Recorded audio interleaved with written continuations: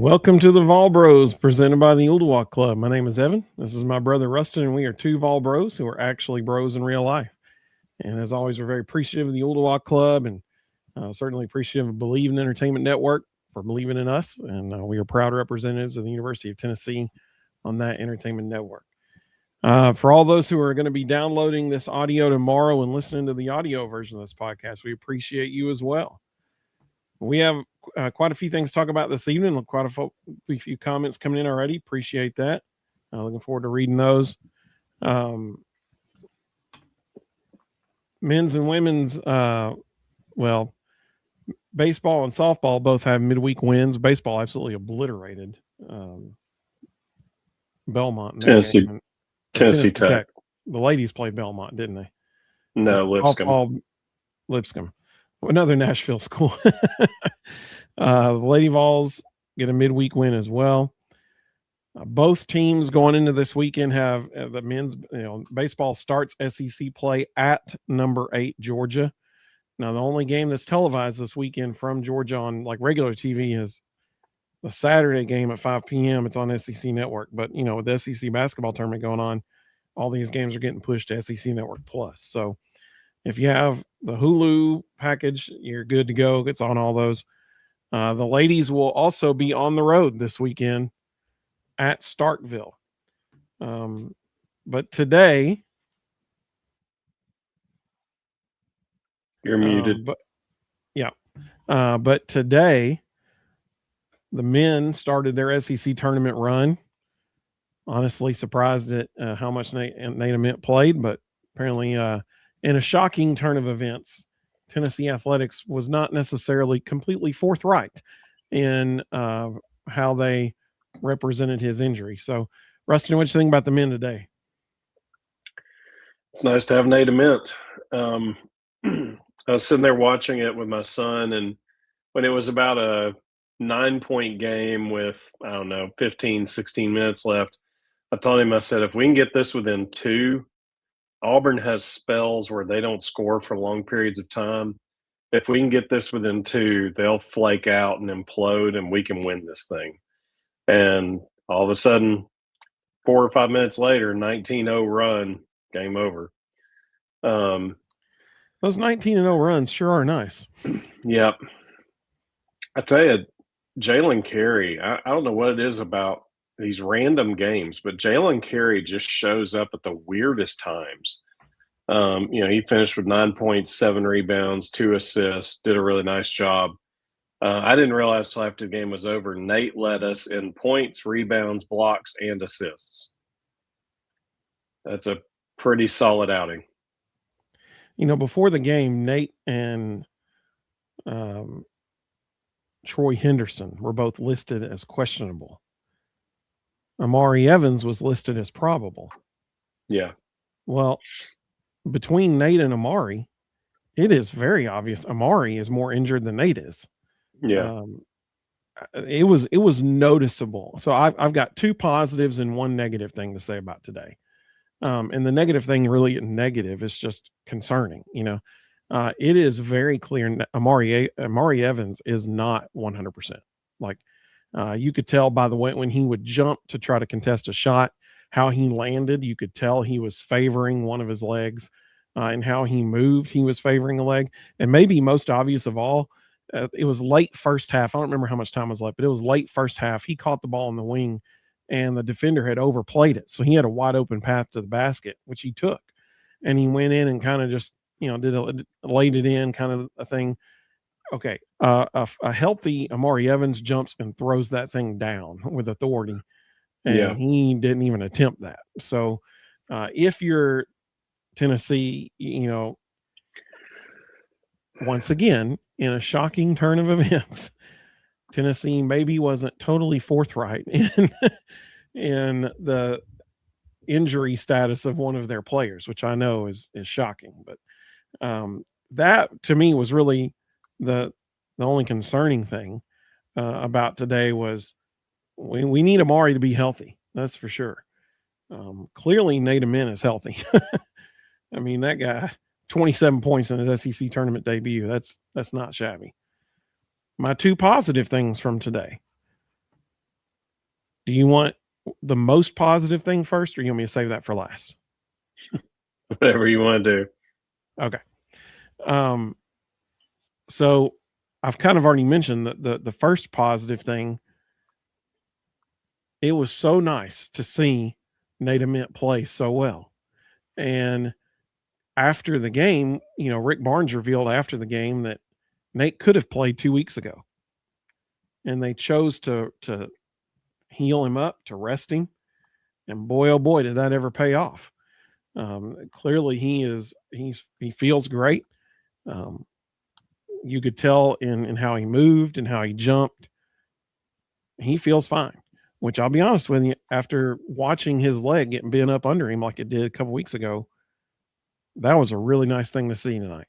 And it should give Tennessee fans a lot of hope and a lot of encouragement heading into the NCAA tournament. The other positive thing, what I think is the most positive thing, would you agree with me that over the last,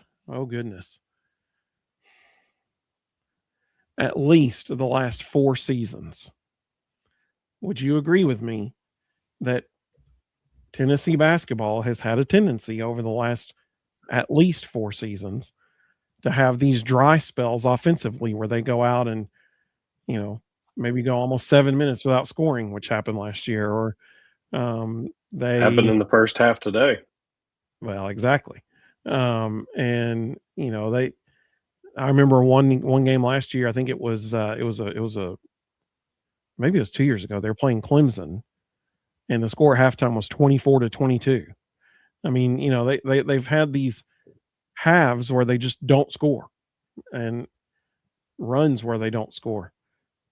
Well, I think the most positive thing that happened today was they had another one of those halves in the first half. And then, to quote Dumb and Dumber, they came out and totally redeemed themselves in the second half. That was the single most encouraging thing that we saw today. They had one of those Tennessee droughts of scoring, but unlike every time we've ever seen before, they came out and they were able to regain the lead, take the game back over, and win. That is a huge deal, in my opinion, because something that we've seen out of this team before, we saw something we haven't seen before today, and that was their ability to come back out, grab the lead again, and maintain it. That is a huge deal, in my opinion, especially considering what's coming up. And so that gives them at least confidence within themselves that if they were to get down in a similar situation in the NCAA tournament, they know they're not out of it. They can come back and they can win the game. So that was a really big deal. Very happy to see that. Any other thoughts about the men's basketball game today before we go to the comments? Inside out. So long as they play inside out, everything's good. The 4 post players combined for 23 and 18, and that doesn't even include all the touches and rebounds that Nate gave them. So long as they play inside out, they can play with anybody. I do wonder if that was the largest. I'm sure this is out there somewhere, but what the largest consecutive point run in Tennessee basketball history is? Is it 17-0 run? Today we saw a 19-0 run. I'm sure at some point in Tennessee history there was a 20 point plus run that I just can't bring up off the top of my head, but I'm sure that information is out there. But 19-0 run has to be one of the probably top 5, if not the best. Let's see some of the comments here. Stingray, welcome, buddy. Glad you're with us. Glad you're with us, man.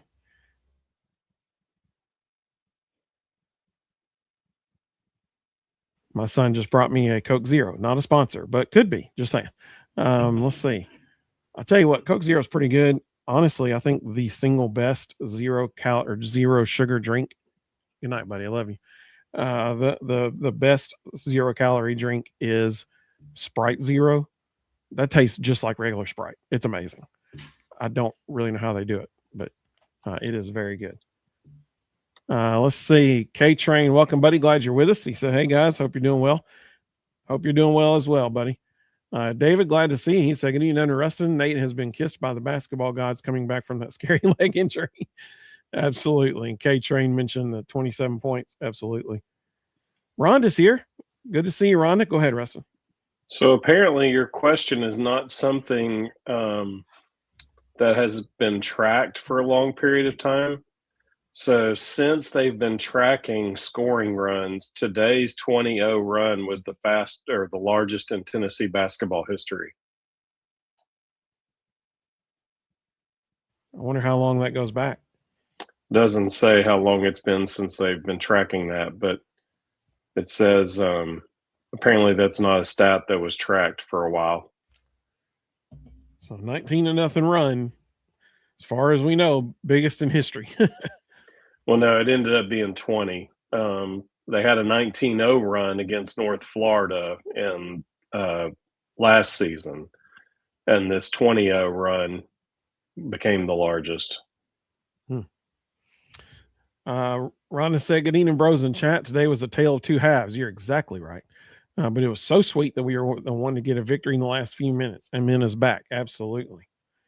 Let's see. Billy's here. Welcome, Billy. Good to have you. Audrey. Hey, Audrey. She said, good evening. It's good to see you, Audrey. James is here. He said, good evening, fellas. Nate stepped up. Yeah, absolutely. David said Felix block Parr had the epic game-changing block. I love the photo. Whoever caught the photo that I used as the thumbnail, man, shout out to that person. That was a great photo. I bleed orange. Welcome, buddy. He said, I've been in here for over a month. I'm currently in treatment. I'm 38 days clean today from my addiction. Hope everyone's doing good. Hey, that's incredible, buddy. Glad to hear that you're recovering from that. That is fantastic. I wish you nothing but the best, buddy. Nothing but the best. Sandra said that was a huge block by Parra. David said, I love that chase down block by Bishop Boswell was so key in the first half and kept us in the game. That was an incredible hustle play.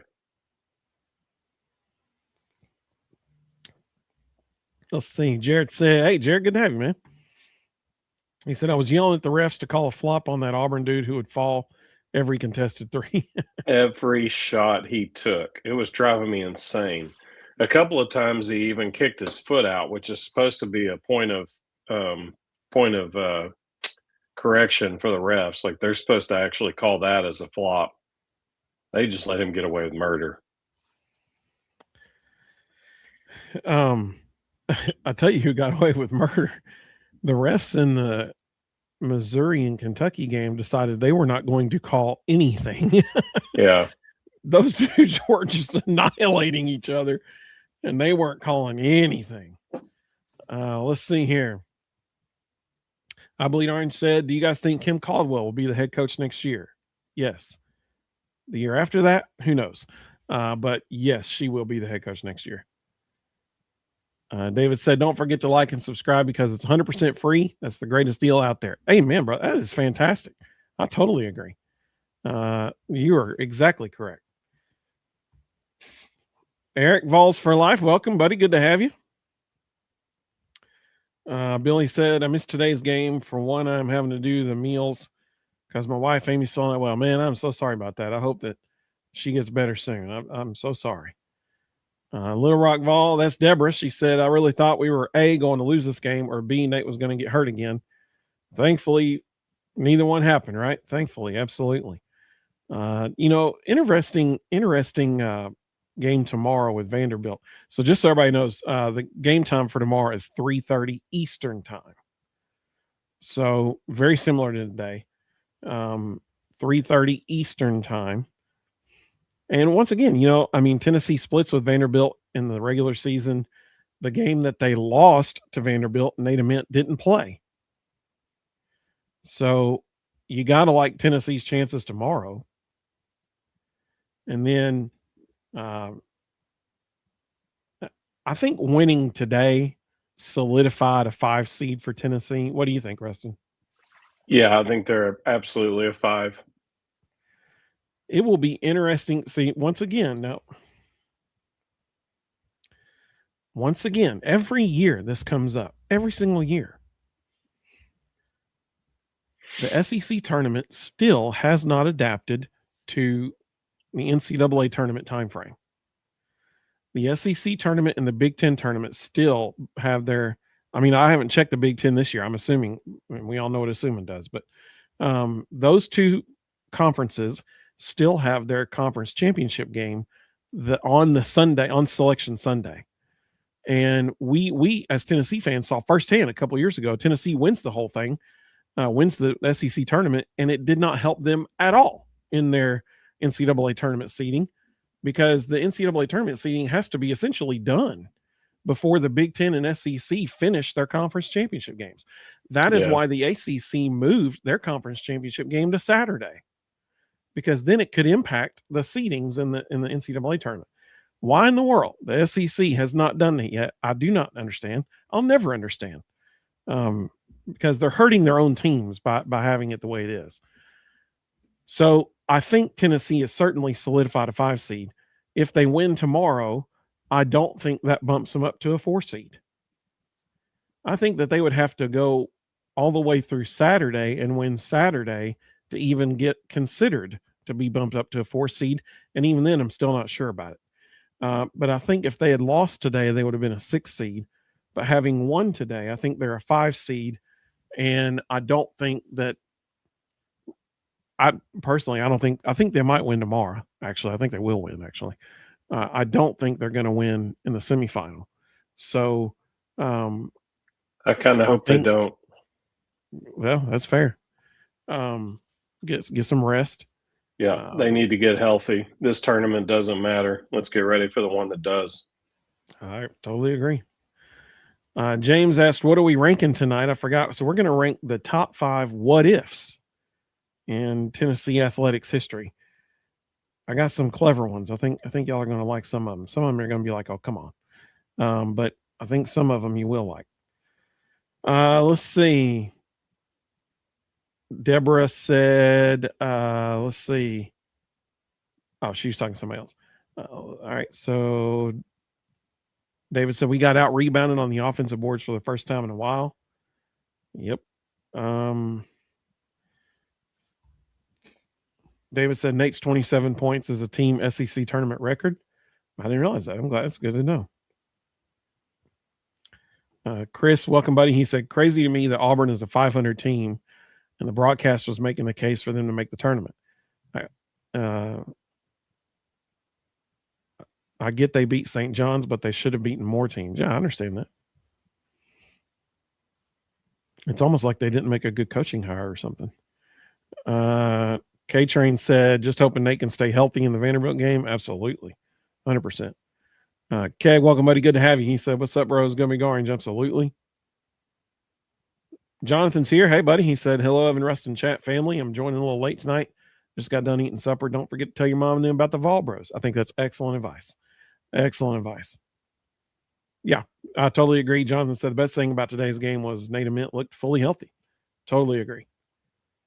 David said, we need Gillespie's shot to start falling or we're not going to overcome another deficit like that, even if Nate is on fire. Also agree with that. Rhonda said, shout out to Jalen Carey for hitting some foul shots. Go Vols, baby. Absolutely. Using that channel member emoji. I like that. Deborah said, Auburn certainly made, or that was Rhonda that said that. Deborah said, Auburn certainly made a point of covering Gillespie today. Played a very physical game. Mississippi Vol, welcome, buddy. He said, good evening. Please excuse my tardiness. Hey, no problem at all, man. He said, what a second half run this afternoon. Absolutely. Chris said, I'd be happy if they do away with the SEC tournament. Regular season champ should be the champ. Yeah, it's fair.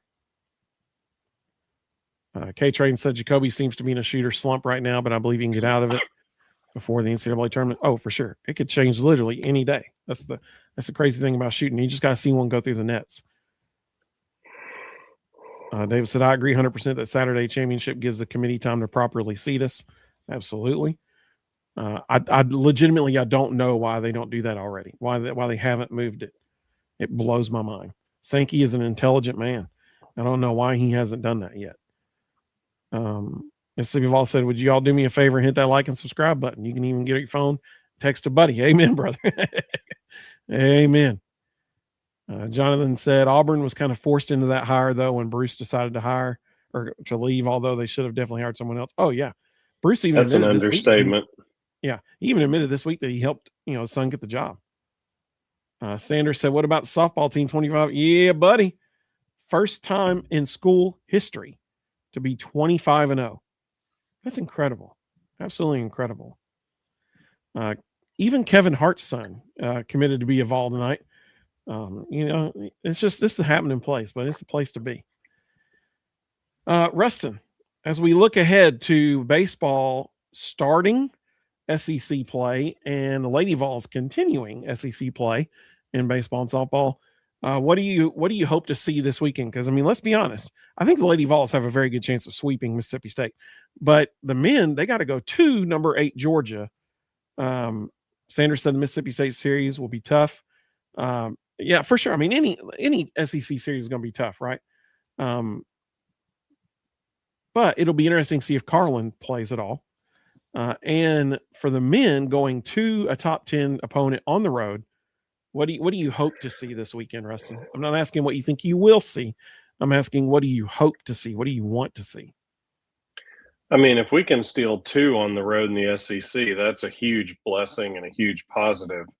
I think the reality is you go into these weekends hoping to steal 1. You don't want to get swept, but when you're on the road in the SEC, if you can win a series, that's enormous. If you can just finagle 1 win, that's sufficient. You got to win all the home series. You can't lose home series. But when you're on the road in the SEC, you're just really hoping to get 1.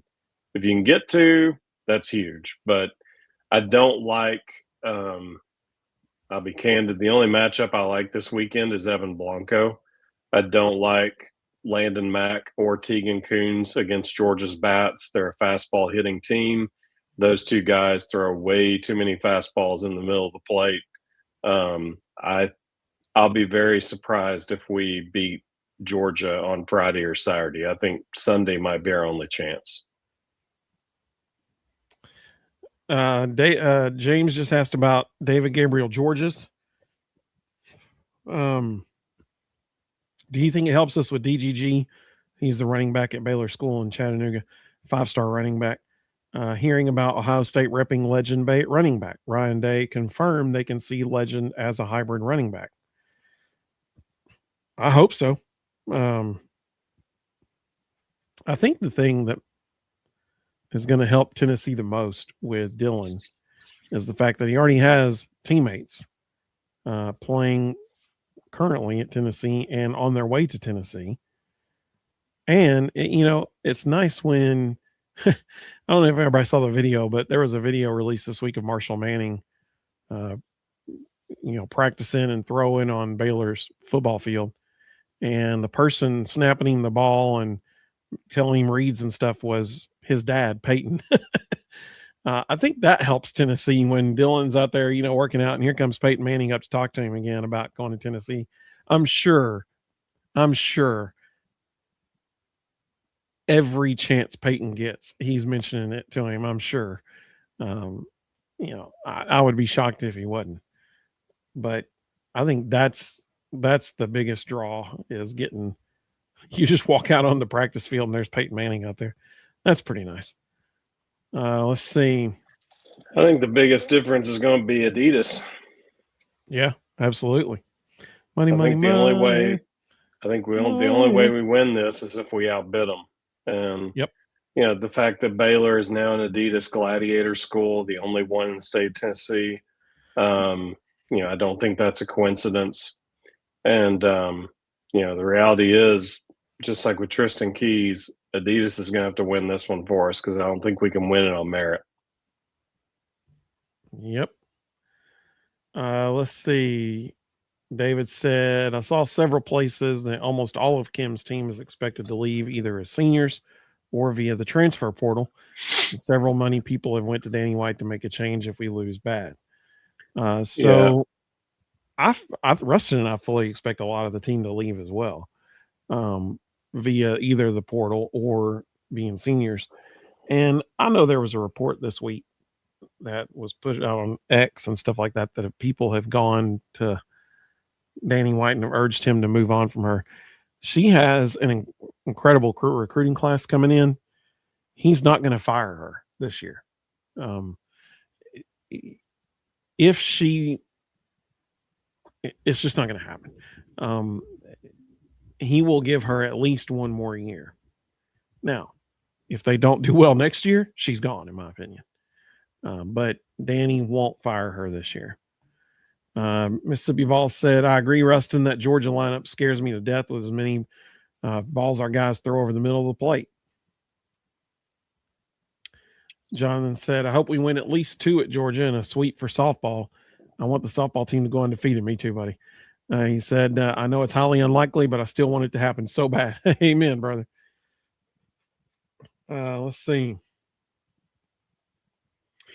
Mississippi Vols said, everybody talks about our park being Hitter's Park. Welk Foley Field is a launching pad. David said, I hope Marshall has a good growth. Marshall Manning has a good growth spurt because he's currently 5'9", 150 pounds at 14. Yeah, he's just an 8th grader, so he's got some time to grow a little bit. He's an 8+. He's doing 8th grade again.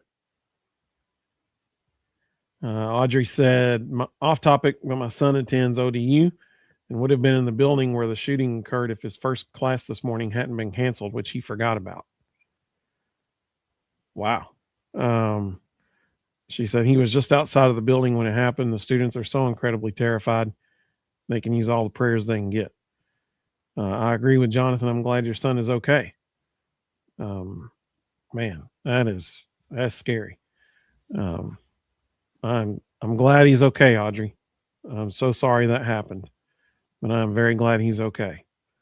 And I assure you, I will pray for him this evening. Peace of mind. I'm so sorry that happened.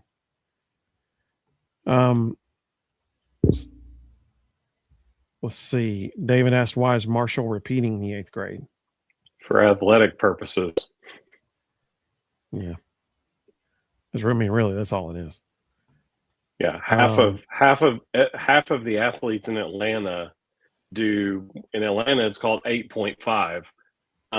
You go to one middle school in 8th grade, then you leave, transfer somewhere else, and do 8th grade again, and get a leg up on high school.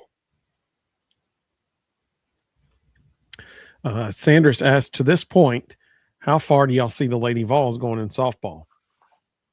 I said before the season started that I thought they were one of the top 4 teams in America. Now that we see the reality of the level of offense that they've recruited that has panned out, I think they're the best team in the country.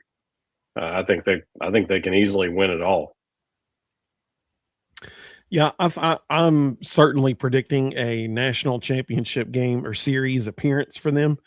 I would be shocked at this point if they don't make it to the national championship series.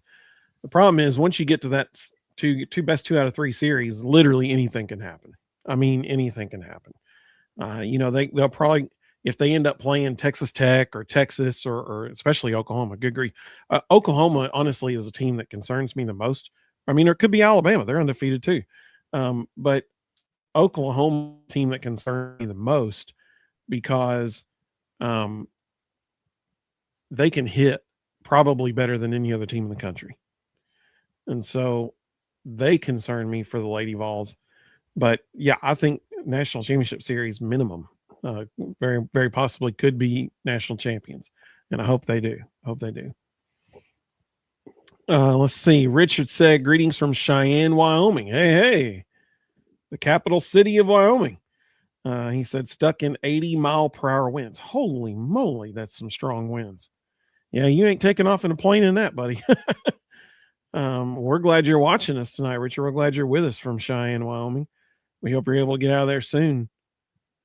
Sanders said that LSU series showed me everything. Yeah, absolutely. Their resiliency to come back in those games, absolutely. David asked, so is he class of 2031 now? He would be class of 2030. Let's see. Jonathan asked $1 million question. He said, do y'all think Carlin Pickens plays any this weekend? What do you think, Ruston? I think she may throw more than an inning or two. I think they're intentionally not talking about her because they plan on releasing her this weekend. They don't want Mississippi State to be able to plan for that. Wait, no, hang on now.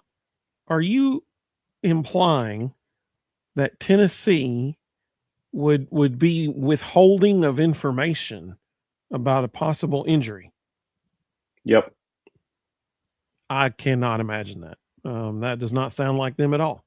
Yeah, I mean, I would love it if she gets a start this weekend because that would mean that she's fully healthy.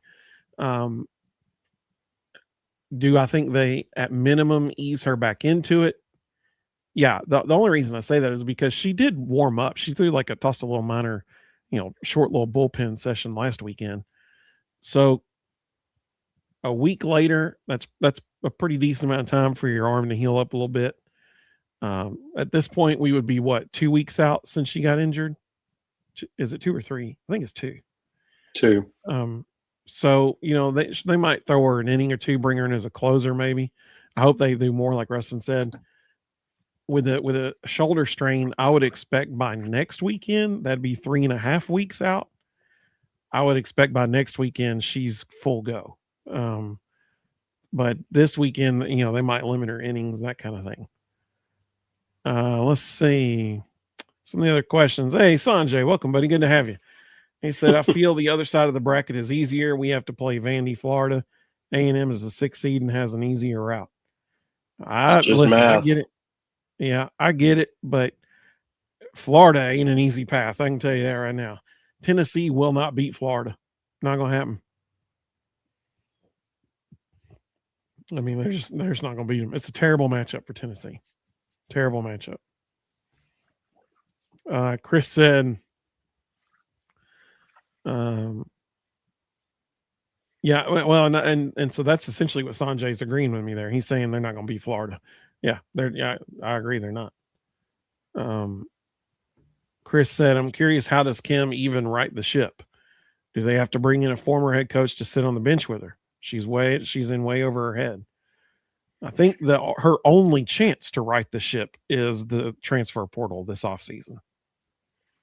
Yeah, we talked about this the other night. The freshman return, you let Alyssa Latham come back because she plays hard and she has the right attitude.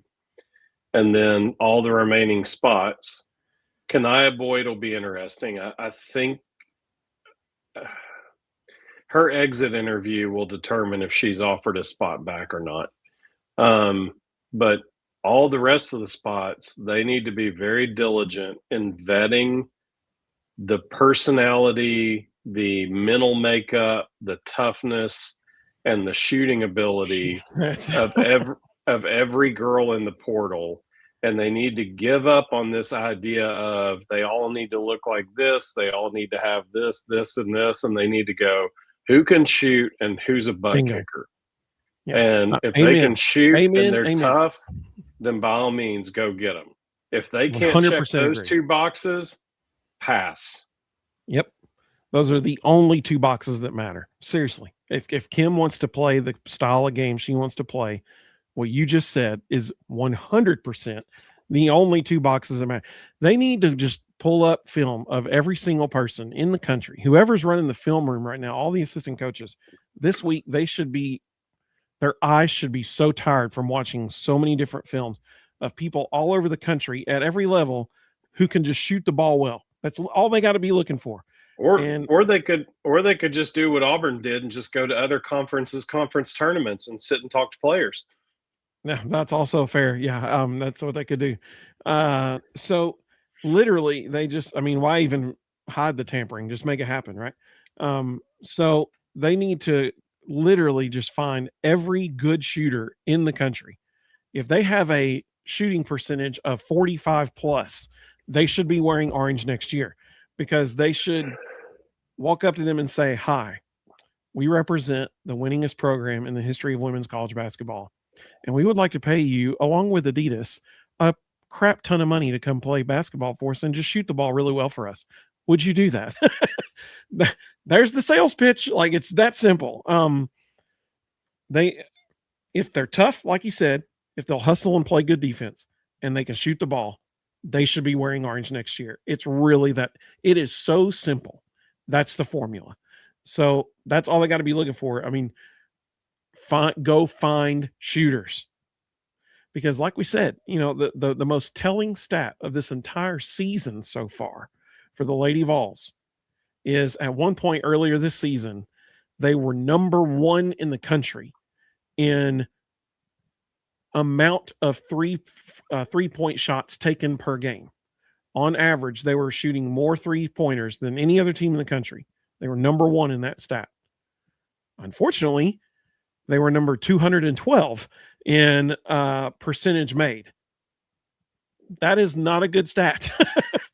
We take more than anybody and we miss almost more than everybody. That was not a good stat. So they got to go find shooters.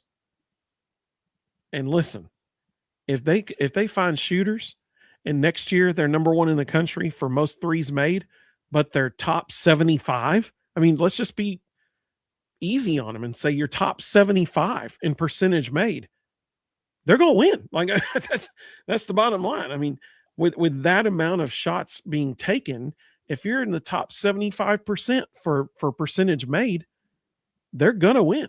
So that's the formula. Please go find shooters. Kim, if you're watching, I doubt you are, but if you happen to come across this, please go find shooters. Go make them offers they can't refuse. Let's get them NIL deals with Weigels and and Calhouns and what's the cookie one? Mountain and Gatlinburg. Moonshine Mountain. Moonshine, yeah. Get the cookie deals. Get them everything, man. Bring the shooters like Ron Swanson. I'm afraid what you heard me say was give me a lot of shooters. What I said was give me all the shooters you have. That's a Parks and Rec reference for bacon and eggs. If anybody didn't catch that, yeah, please bring the shooters to Tennessee. All the basketball, women's basketball, good 3-point shooters you can find. Bring them here. That's all I'm saying. James said we had snow in Northeast Tennessee this morning. Wow. He said it was 80 yesterday. Welcome to Tennessee. Yep. Totally understand that. Jonathan said Tennessee coaches would never withhold info about a player's injury. Where are you coming up with that? Yeah. Let's see here. Oh, David asked a good question. He said, will Kim English come back here if Gainey takes Georgia Tech, or will he promote a grad assistant? I guarantee you that conversation's definitely going to take place. Mm-hmm. Yeah, listen, if Kim gets fired, which I think he already did maybe, but if he gets fired, he's going to be wearing orange again. Like, that's the bottom line. That's at least my opinion. Backflip Spaghetti. Hey, what's up? Good to see you. He said, howdy y'all, been a while. I just finished watching the Johnny Majors documentary. It brought chills and tears. That's cool, man. That's awesome. Mino Lucky, good to see you. She said, even if Valbros in chat, late as usual, go Big Orange. Absolutely. K-Train said, I remember all the hype before the women's season and how they would be so good, and they turned out like this. I'm sure the Ruby incident affected them, but Kim definitely has control problems. 100%. Absolutely. I do think you also have to evaluate your strength and conditioning program. Those girls are not in the shape they need to be in to run that system. No, not only that, over the course of the season, I never saw them get in shape. Like, typically, the more you play, the more game conditioning you achieve. And I never really saw that happen. And then, we saw what happens when they play physical teams. They get bullied. They're weak. So I think you've got to one of the best basketball strength programs in the entire world is right down the hallway. Like, go ask Garrett Mendenwald, hey, who would you recommend to be our strength coach? And whoever he says, go make that hire right now. Yep. Backflip Spaghetti said men's basketball has my battered Vols syndrome flaring up. And Audrey said everything except softball has my battered Vols syndrome flaring up. That's pretty good. Let's see.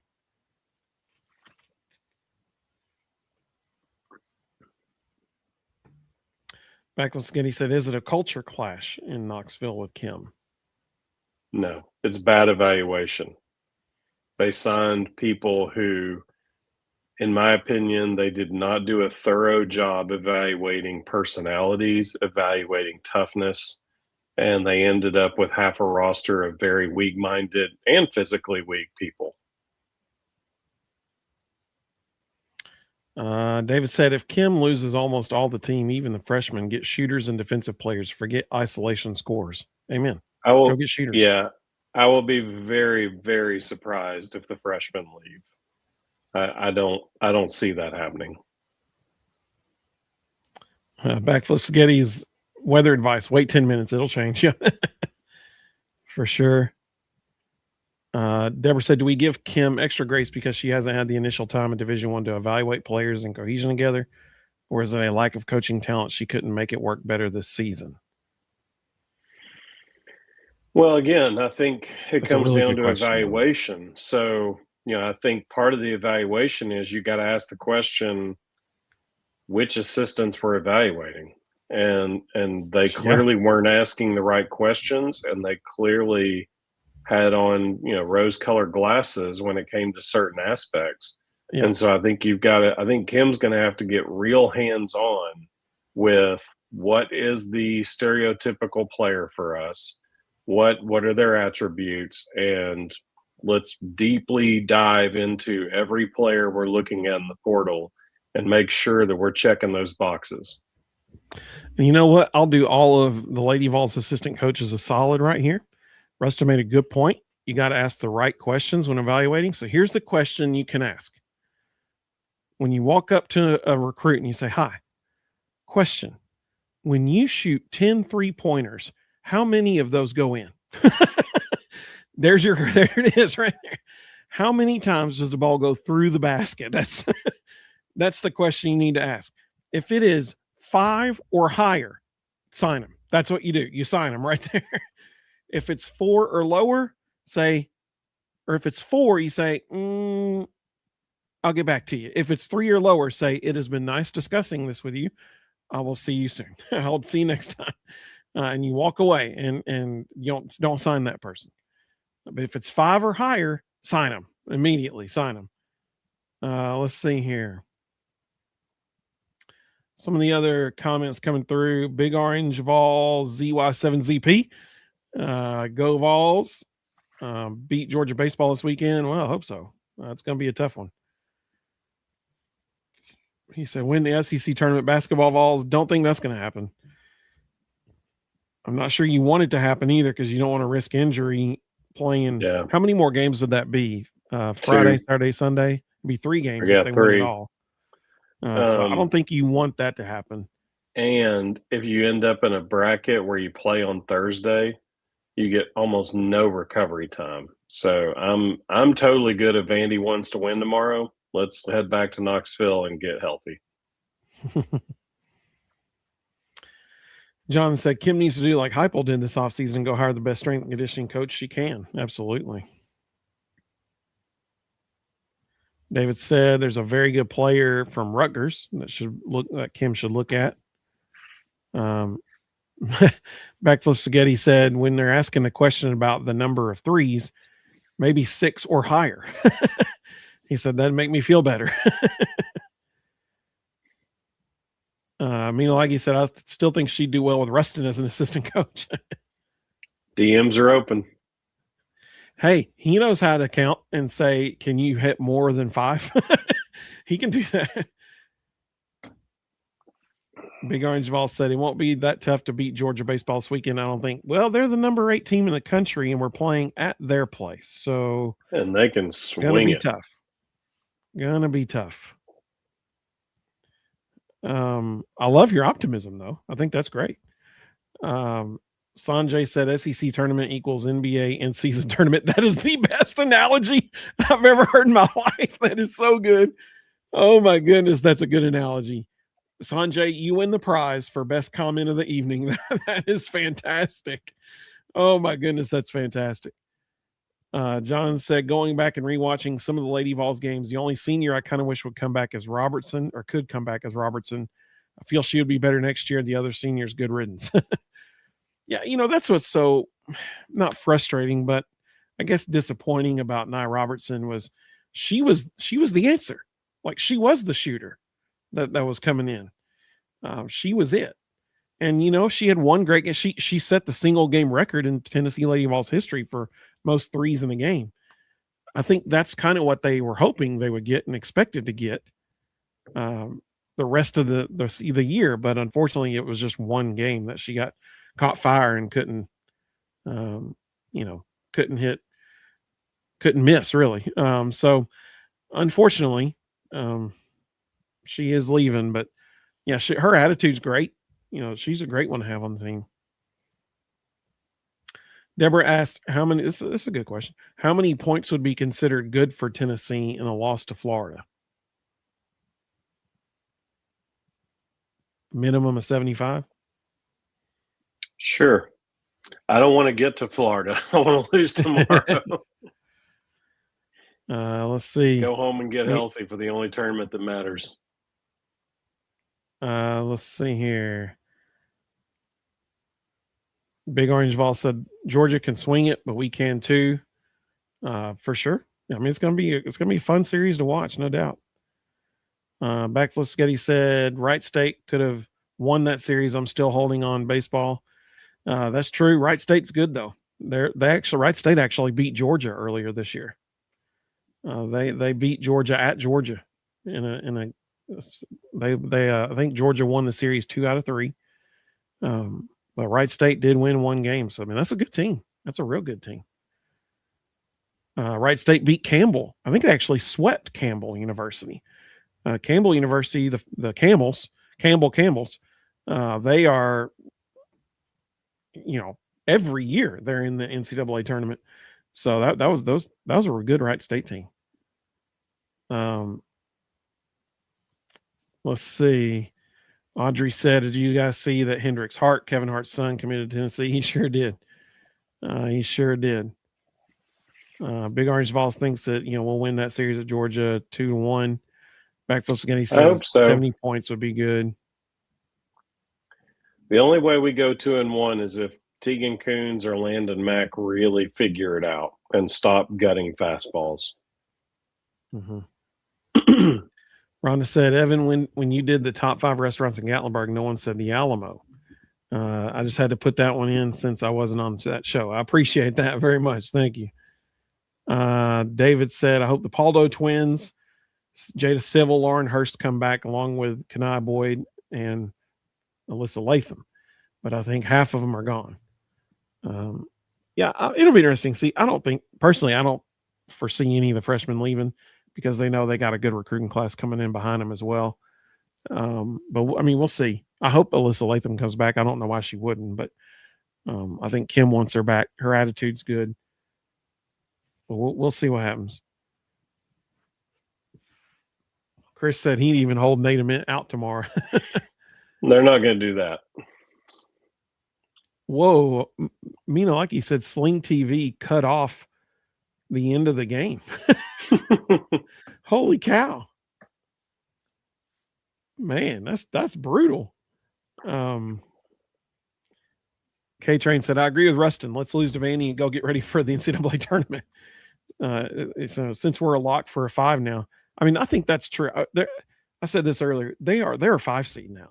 Like, I don't think what they can do the rest of this tournament will knock them down from that, and it also won't bump them higher than that.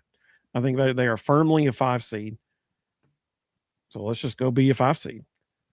Let's see. He said, I love SEC play during baseball. Absolutely, man. It's the best. Let's see. Backflip Spaghetti, glad you're with us. I hope you have a great evening. Big Orange Vol said he hopes Tegan has a good day tomorrow. Well, let's rank our top 5 what ifs. So if you're joining us in the comment, we got 272 people watching across all 3 platforms right now. So thank you all very much for watching. Here's how we're going to end our show. Everybody knows on Thursday nights now, James said he doesn't want to hear Vandy say they run this state. I get that. Like he said, she thought they were opting out of the first time. So here's the deal. Every Thursday night, we rank all different kinds of things. We've ranked so many different things. It's been a lot of fun. A few weeks ago, somebody watching the show, I think it might have been James, suggested we do top 5 what ifs in Tennessee athletics history. I thought that's fantastic. And me like he just gave fantastic advice. She said, hit the like and subscribe. I totally agree. So what we're going to do now is we're going to rank the top 5 what ifs and in Tennessee history. So I'm going to go first. Ruston, you just want to chime in when you want to, or Sure. Ruston had dad duty tonight. So I ranked him. He can agree or disagree with my top 5, and we want to hear everybody else's top 5. Top 5 what ifs. Number 5. What if Wes Moore had been hired instead of Holly Warlick? Do you think he would still to this day be now listen, that would be what? He would be finishing his 13th or 14th year. Yeah. Do you think he would still be the head coach at Tennessee? I'll take it a step further. Not only do I think he'd still be the head coach, I think he'll have won at least 2 national championships by now. Yep. From an X's and O's and player development perspective, he's one of the top 3 coaches in America. You give him Tennessee's resources, he's competing with Geno on an annual basis for best coach in America. Yep. All right. Number 4, in my opinion, is actually the most interesting one. Oh my goodness, somebody just said it in the comments. James just said it. Holy cow. Literally, that's what I was just about to say. So he said, my number 1 what if is, what if Fulmer got fired at the end of the 2006 season and Tennessee goes out and hires Nick Saban instead of him going to Bama in 2007? That is literally my number 4 on my list. And I think I might have ranked it too low. It probably should be higher. Because if everybody remembers.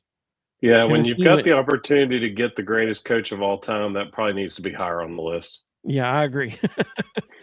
Of course, at the time, we didn't know he was going to end up being the greatest coach of all time, but he certainly is the greatest coach of all time.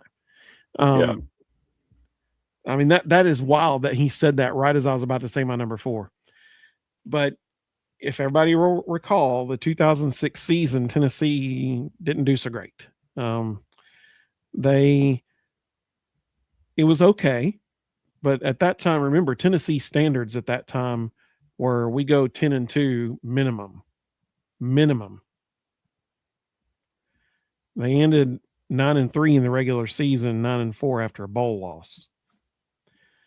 So that was subpar for that time. And that was kind of like the beginning of the end. Well, 2005 was kind of that, but kind of the beginning of the end for Phil Fulmer. Now, the next year, they did make it to the SEC tournament SEC championship game. But what if they had parted ways with Phil Fulmer after 2006 instead of 2 years later? What if they had done that and Nick Saban had been wearing orange for the last however many years, almost 20 years? That's interesting to think about. That is interesting to think about. Number 3, what if Tennessee had used Alvin Kamara more? And the reason I have it at number 3 is there was one game where we saw what could have been. Alvin Kamara set the single game all-purpose yards record in Tennessee football history when they played at Texas A&M. You'll recall he had receiving yards, rushing yards, punt return yards. That was the game that made Malik Foreman famous. We were happy to have Malik on our show last year. And we asked Malik about that game. And he said that's the one that everybody always asks him about, because he had the famous play where he tracked down the guy going in for essentially the game sealing touchdown. Malik dove and punched the ball out of the guy's arm through the back of the end zone on the 1 yard line right before he crossed the goal line. And Tennessee got the touchback and gave him a chance to tie it and that kind of stuff. What if Alvin Kamara was tearing it up that game? What if we had seen that more? Would Butch Jones have gotten a few more years if that's the case? That's the only problem with giving Alvin Kamara the ball more. Butch Jones might still be our head coach if that happens. Yep. Number 2, I struggled with. And so I know that this might shock everyone, but I've actually got 2 things for number 2. I don't think you understand how rankings work. Yeah. I've got 2A and 2B. Number 1 of my 2, or the first of my 2s, is what if Jerry Colquitt and Todd Helton didn't get hurt in Peyton Manning's freshman season? Would Peyton have broken all the records that he did if he had if he hadn't played and started 7 of those games in that season? Would he have broken the records that he did? I still remember when Jerry Colquitt got hurt. Ruston was on a college visit. We were at Damon's in Tri-Cities in Damon's, and we're sitting in there waiting for our table, and we watched it on the TVs in the waiting area of the Damon's. We watched when Jerry Colquitt got hurt, and it was just heartbreaking. Everybody in the room felt bad for the guy. So what if that hadn't happened? What would Peyton's records legacy have been? Would it have been anywhere near what it is now? And the other flip side of that coin, and actually somebody mentioned it, I think, in the comments. I think, Mississippi Vol, he mentioned it. What if, this is the other side of that coin, also number 2, what if David Cutcliffe never left Tennessee and went to Ole Miss? Would Eli Manning have been a Vol?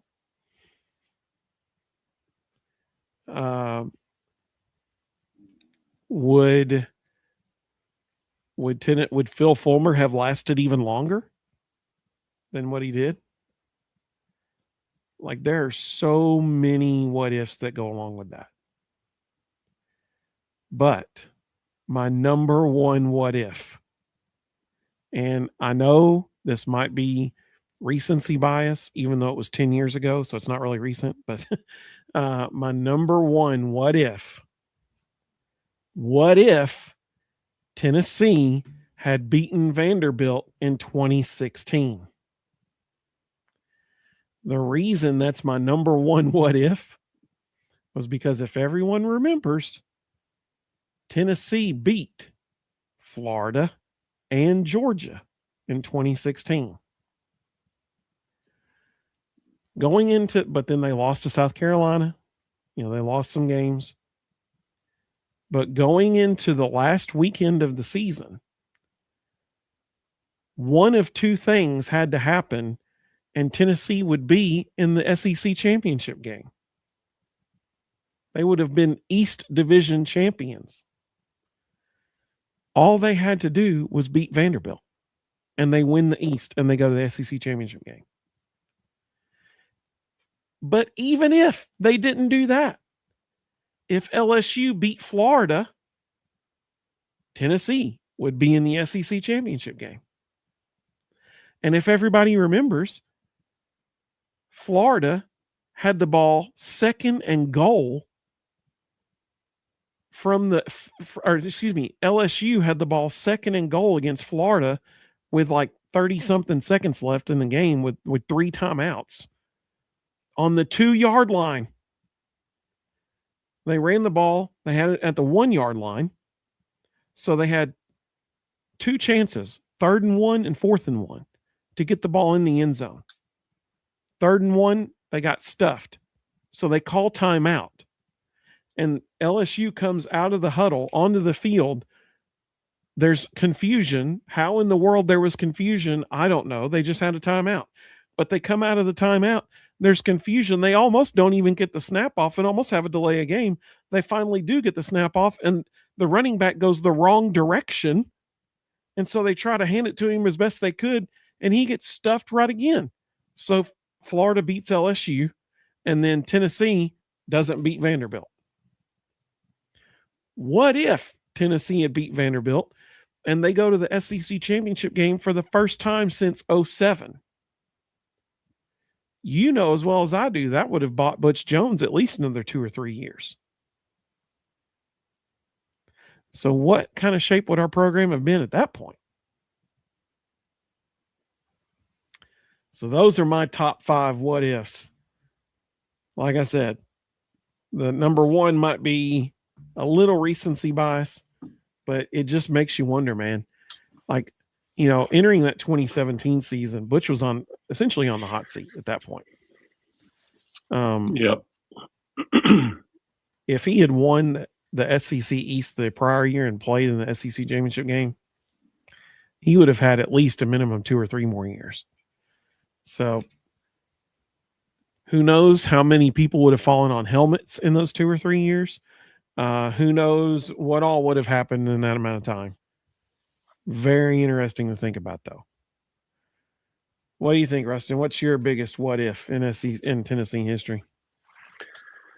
I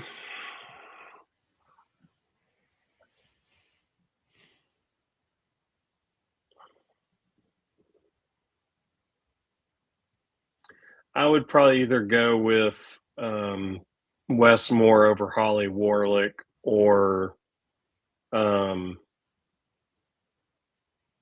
David Cutcliffe staying. One of those two. I mean, honestly, would we be talking about Wes Moore still being the head women's basketball coach if he had been hired in, like I said, 13 years ago? 100%. 100%. I mean, that right there. In today's day and age of instant results, everybody wants instant results. And likewise, if someone's not living up to the billing, instant results and them getting fired. The fact that, because I agree with you, I think he would be too. The fact that he would have a decade plus tenure, that's a massive what if, isn't it? Like that's a big game-changing decision. I mean, it's 13 years later and we're still talking about him. Yeah. Exactly. He's been at NC State this entire time. I just looked it up. His record at NC State is 301-95. That's a 76%. That's a 76% winning percentage. I guarantee you it'll be hard to find because of Title IX, but I guarantee you our budget is double at least what NC State's women's basketball budget is. That man has won 76% of his games with half the money. And think about this.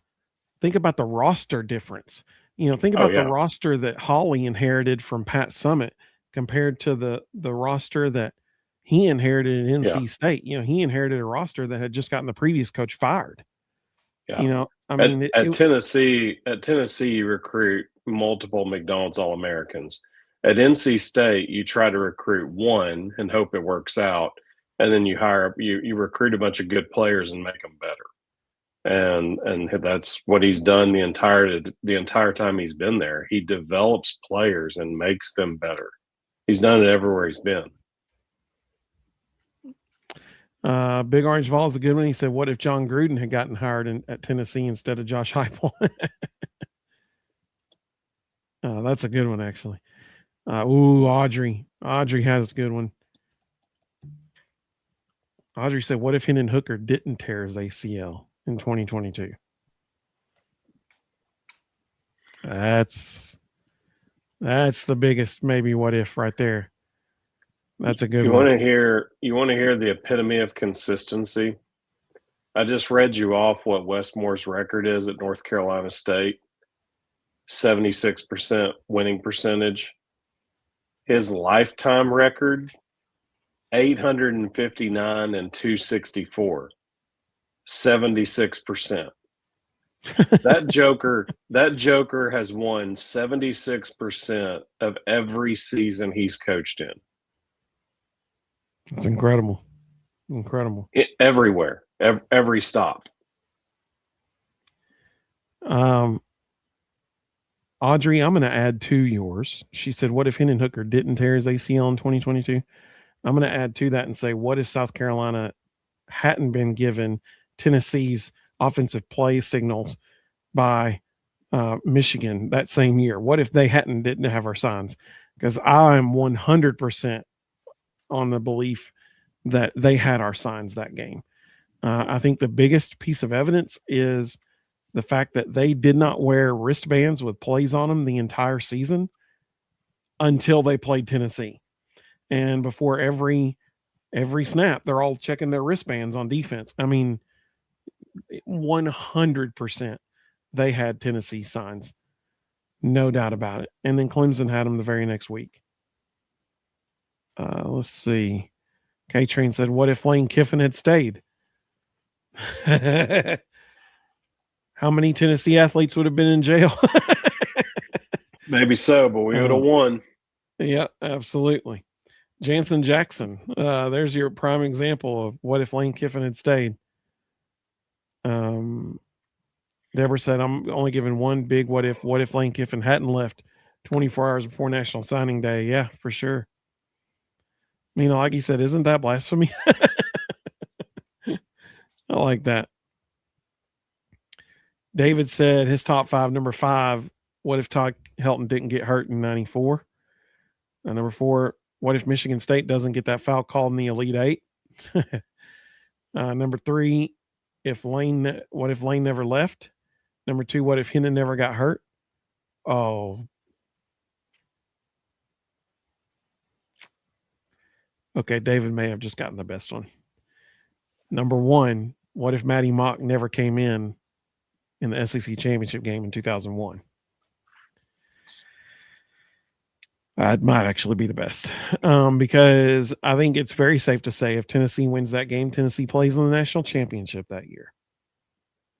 Many people believe that 01 was a much better team than the national championship team was in 98. That is an excellent one. That's an excellent one. K-Train said, what if Butch Jones could have been a competent head coach? I like that. That's a big said, what if. Yeah. Rhonda said, number 1, what if they don't hire Fulmer? Or what if they don't fire Fulmer? Number 2, what if Kamara played more? Or what if, no. What if Alvin Kamara played for Josh Heupel? Now that is a good one. That would be so much fun to watch because he would be setting all kinds of records with Heupel. Number 3, what if we don't lose to South Carolina in 2022? Number 4, what if Majors doesn't get fired? That's a good one. Oh, number 5 may be the best, actually. What if Dooley never got hired? There you go. That's probably the best one. There you go. Deborah, that's a good one here. She said, what if Milton never got hurt, which led us to Hendon Hooker? That's a good one. That's a really good one. Big Orange Vols said, what if Tony Vitello stayed at Tennessee? I actually thought about that one. I almost put that on here, but I think the jury's still out on that one because Josh Elander's only, 15 games into his tenure. So, there's still a jury's out on that one. But that's a good one. Hopefully it ends up being not that big of a deal, right? Let's see. Chris said, mine's a fun one as a Vikings fan. What if Peyton wasn't late and Randy Moss came to UT? That's a good question. Randy was struggling with some substances back in the day, though. So I don't know how long you would have been at UT, but that's a good one. I like using that channel emoji. Yes, I'm talking about Go Vols, baby. John said, what if Summit hadn't been forced to retire? I think maybe the best what if is what if Pat never got ill? What if she hadn't had early onset dementia? that is the biggest what if, actually. That's the biggest one. Because not only would it have impacted the Lady Vols in a positive way because she would have been around longer, but also for her own life, she would have been around longer. So that's the biggest what if right there. That's the biggest one. What if Moore was hired instead of Holly? Yep. What if the 15-16 football team had a competent coach? Man. Yeah. What if Lane never left? What if COVID hadn't stopped the 20 baseball season? Ooh, that's a good one too. That's a good one.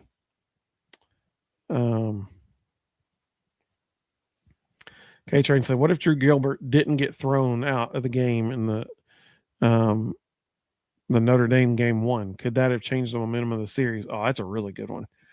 Because that, in my opinion, still, that was the best Tennessee baseball team Vitell ever had. And they didn't even make it to the College World Series.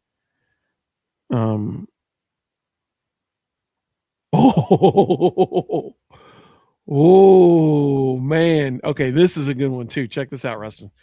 What if the umpire in the Florida State game had said Blake Burke swung?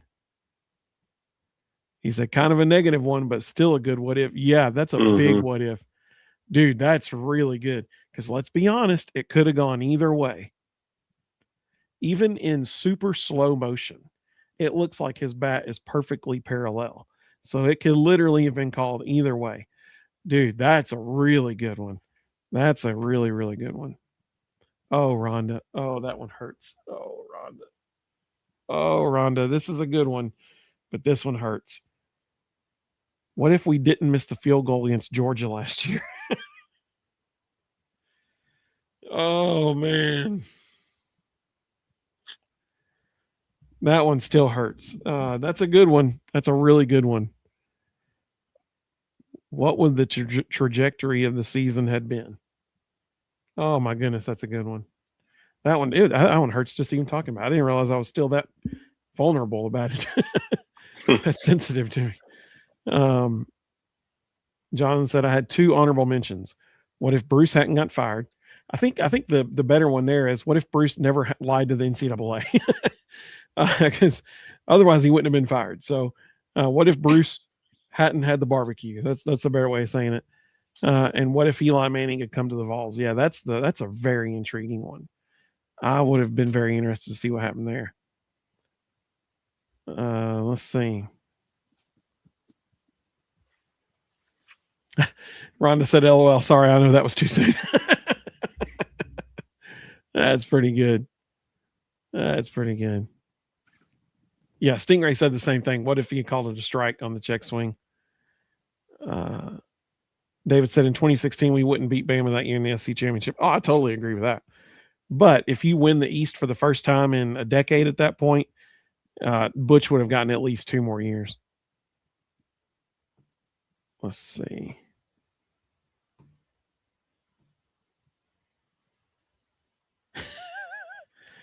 Man, I got behind here.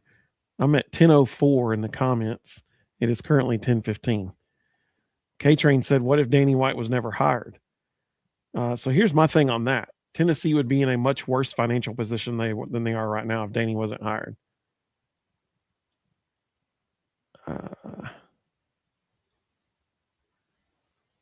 Yeah, James said, what if Pat Summitt never got sick? Absolutely. Ooh, what if Maya Moore had chosen Tennessee over UConn? That's a good one. That's a really good one. What if I would have never found the Vol Bros? He said, I don't even think about the answer to that. Hey, I appreciate that very much. That's awesome. That's really good.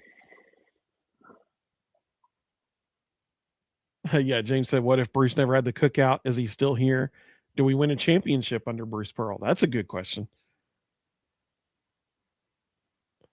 Let's see. David said 2024 Diamond Vols are immortalized in history forever. Absolutely. Rhonda said 2024 Vols forever etched in my brain and heart because of their heart. Yeah, absolutely.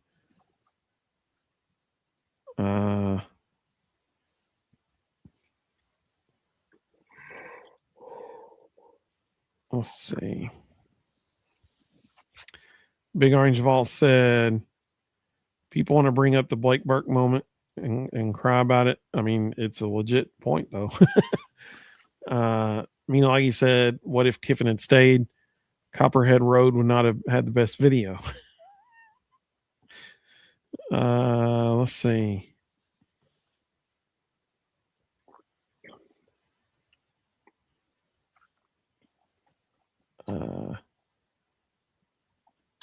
Deborah said, what if Pruitt wasn't a Chick-fil-A fan?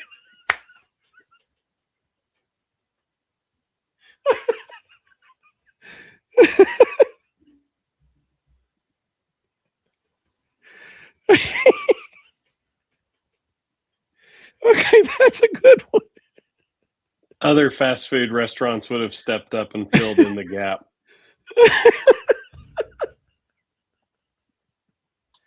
Oh, man, that got me good. That was a good one. Oh, that's really good.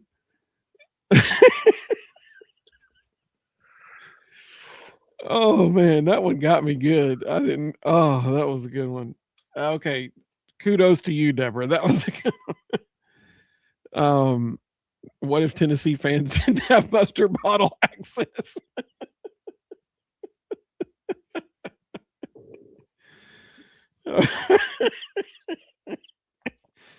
Oh, man. Oh, that was amazing. That is amazing. James said, apparently ESPN is reporting that James Pierce Jr. was charged with 3 felonies and a misdemeanor. I'm surprised it wasn't more than 3. I thought he was going to get at least 5. I agree, James. No words, man. No words. It's craziness. I was actually thinking about that earlier today, and just what all he just threw away. I mean, just unbelievable. Just so. What's more insane is they released him on his own recognizance. I was like, this dude is certifiably nuts. Why are you just letting him go home? I mean, let's see. Jonathan said, I'd forgotten until I was researching today, but the last series the baseball team played in 2020 was a series lost to Wright State. I did not know that. That's very fascinating. That is amazing. Like you said, Evan, we may need the baseball outro tonight. Yeah, that's fine. I can do that. Piece of cake. I will do that just for you, Likey. David said all the Vols media and the Vols coaching staff knew that James Pierce Jr. was a time bomb at Tennessee. Yeah. That's become very evident in the last couple of months. Oh, okay, Rhonda, you're right. She said, y'all, if Bruce hadn't gotten fired, we may have Stephen Pearl right now. No chance. He burned too many bridges in Knoxville. That absolutely, it would not have mattered what happened. That would not happen. Oh, my goodness. This may be the best one of the night right here. One of the best ones. Pat not getting sick, I think, is the best, but this is a close second. What if Clint Sterner didn't stumble and fumble? God bless Billy Ratliff. That is a fantastic one. D. Wignall. That is a fantastic one.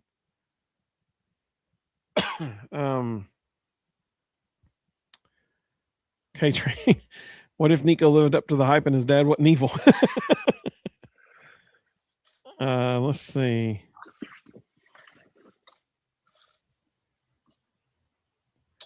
Oh gosh, Audrey. Audrey said, what if whoever threw the golf ball had better aim? I'm okay. Just for the record, I'm sure Audrey's very glad Lane Kiffin was not hit in the head with a golf ball. But doesn't sound like it. All of us on the Vol Bros are glad no one was hurt with the throwing of the golf balls, and we would recommend no one throw golf balls. In fact, give your golf balls to me. I will use them. I promise. I will gladly take those. Rhonda said, hey, Chick-fil-A could be a sponsor for the Vol Bros. I would love that, actually. Truett, well, I can't talk to Truett. Dan, if you're listening, let us know, Dan. We'd love to partner with you. Robert said, "What if Lane would have taken USC to win a national title? Oh, that would have just melted Vol Nation for sure."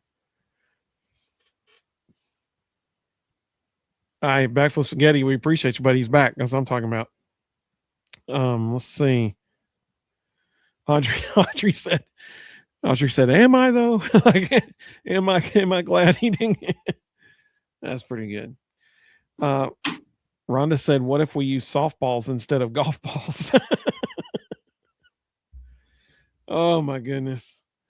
We're all glad that no one was injured in a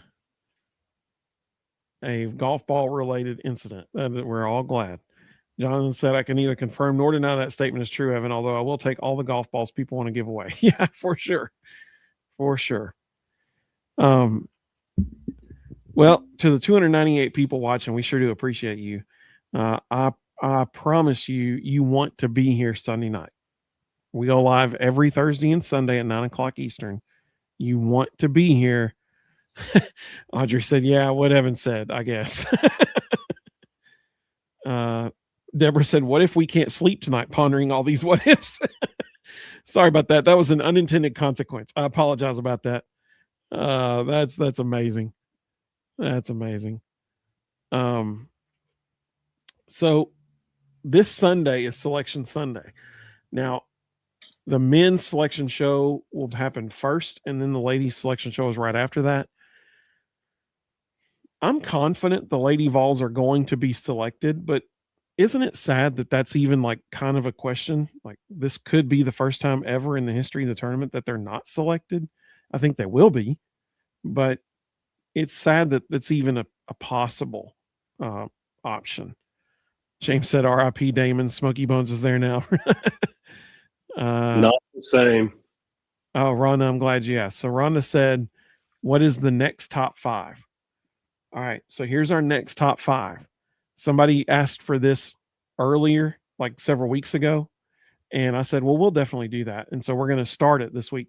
Somebody asked, "What if we did like a top 5 all-time and like basketball players in Tennessee history? Or what if we did like all-time top 5 football players or for each sport?" They wanted us to do it for each sport.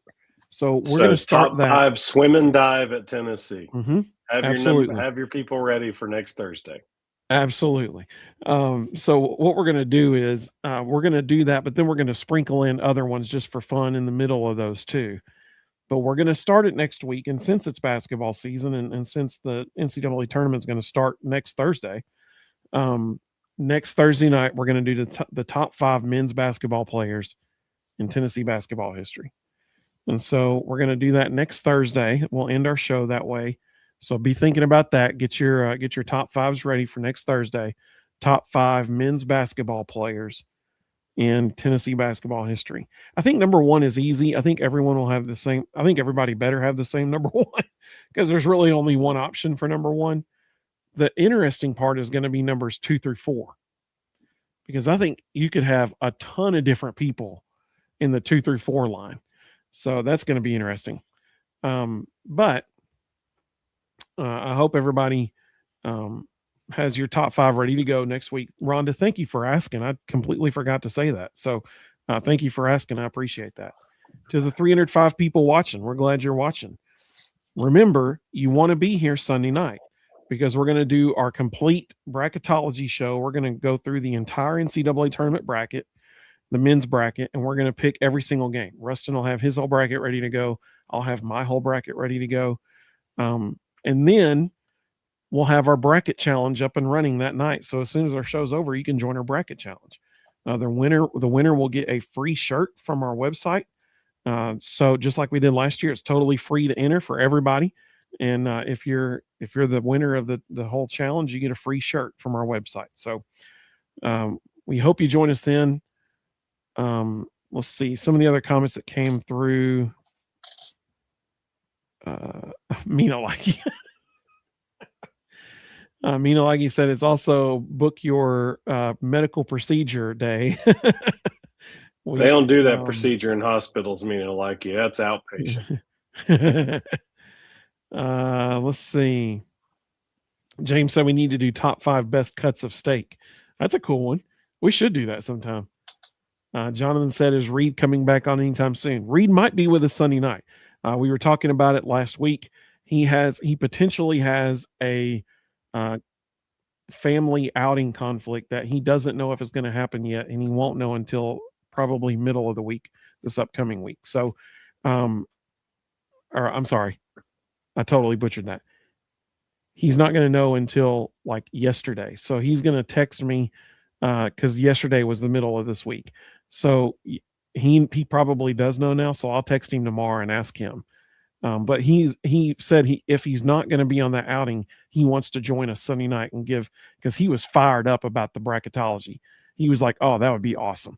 So he wants to do that with us. And so if so, he will definitely be on here if he's available. He should be back this Sunday. Let's see. A lot of baseball happiness going on. Jeff Puckett. Hey, welcome, Jeff. He said, what if Majors never had the heart attack or Tony Robinson hadn't torn his ACL, or if Fulmer had chosen to go with Stewart instead of Manning? Those are all good. Rhonda said, I'm still thinking about all the previous top 5s. This is fun and brutal because you think of something way after the show. I totally agree with that. Absolutely. And it's always fun. Like people will get back on the episode and comment later, like, I should have said this one. It's fun to see that. Yeah, me like you said, this was fun. It sure was. I love all the rankings. It's still good. Yeah, James, I totally butchered that. I was thinking we were a week away, but last week he said I'll know by the middle of next week, which the middle of next week would have been yesterday. So I'm sure he does know by now. So I'll text him tomorrow and I'll find out. He retweeted this earlier, so he might be watching. So Reed, we'd love to have you on Sunday. He was, like I said, he was fired up. He was really excited to do it because he thought that was a fun idea. So college basketball is Reed's favorite sport. So I'm sure he would absolutely be on here if he can. Jeff said, good night, everybody. Good show, guys. Remember to pray for each other in our military and our country. Absolutely. Love you too, man. Appreciate you joining us. Big Orange Vols. I'm glad baseball season's here for you, buddy. Let's see. Stingray, appreciate you, man. He said, great show. Good night, everybody. Hey, appreciate that, man. We do hope everybody joins us Sunday night. Ruston, any last thoughts before we depart for the evening? Nope. Ready to see that bracket. Absolutely. Me too. Me too. Rhonda said, great show, Vol Bros, and I appreciate that. Me like you said, great show. Appreciate you so much. Hope everybody has a great evening. Go Vols, baby. And to honor Mino Likey's request, here is the James said, great show, guys. Sleep well night. Appreciate you. John said, great show as always. See everybody Sunday night. Totally agree. He said, hit the notification bell. That's a good idea too. To honor Mino Likey's request, I'm going to play the baseball outro to send us out this evening.